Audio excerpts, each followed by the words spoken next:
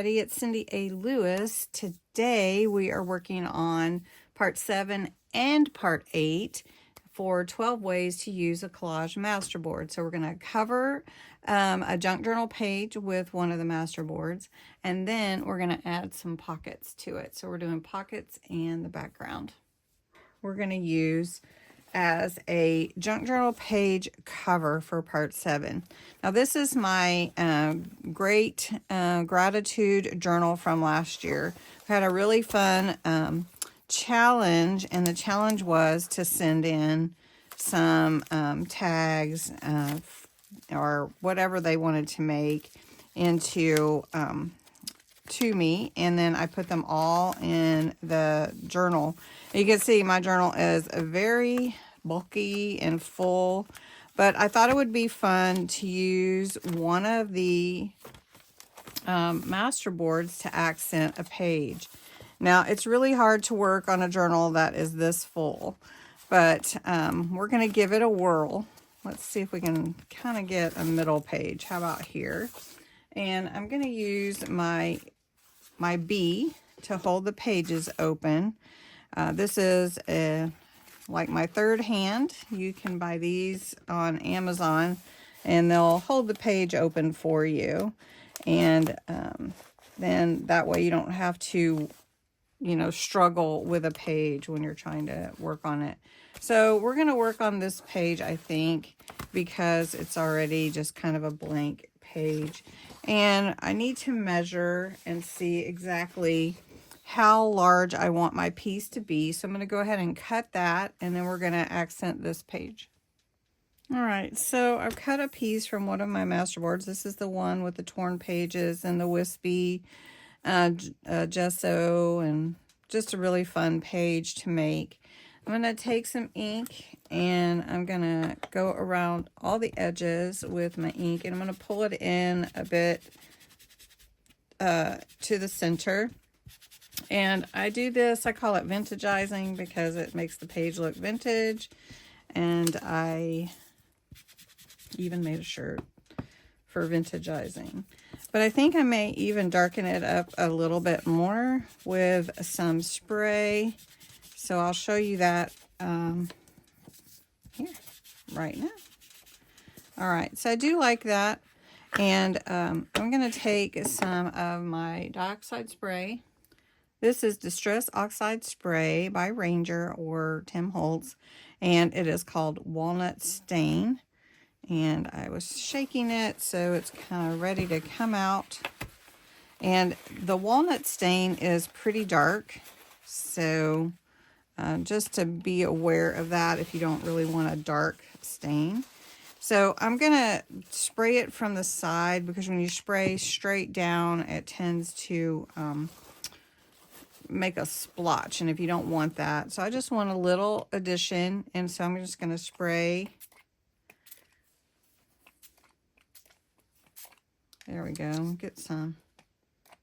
There we go.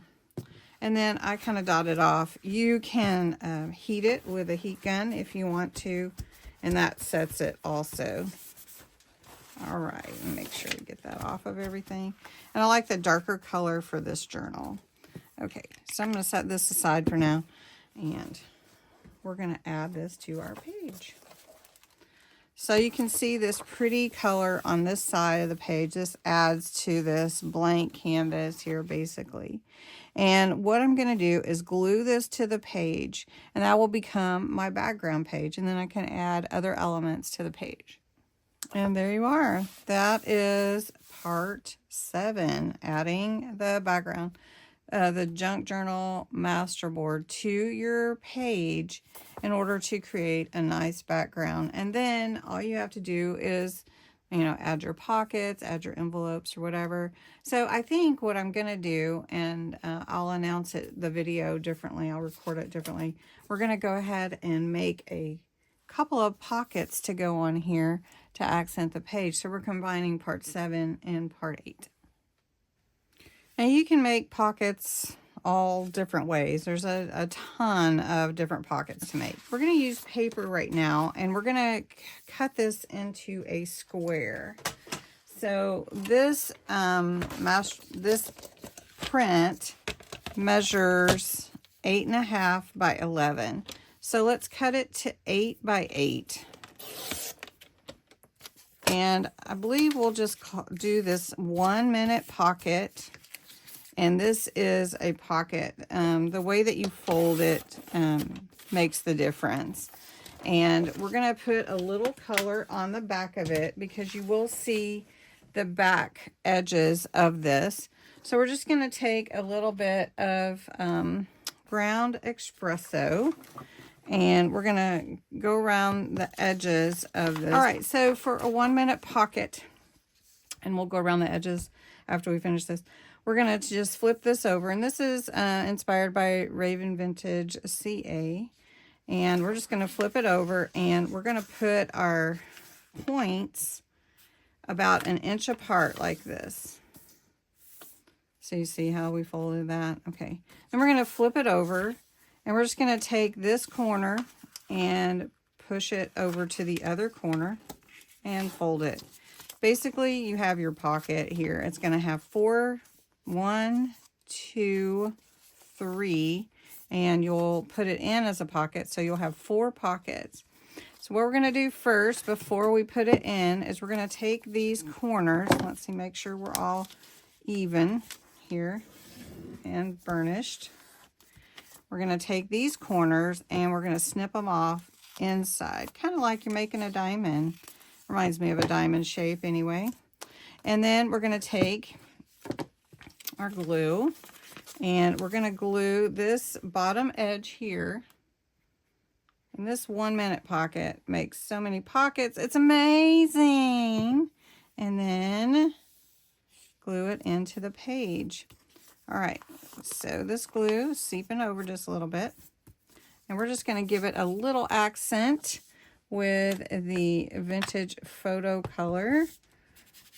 And you can see how adding that ground espresso in already helped with the white not being so white on the page when it's a vintage page.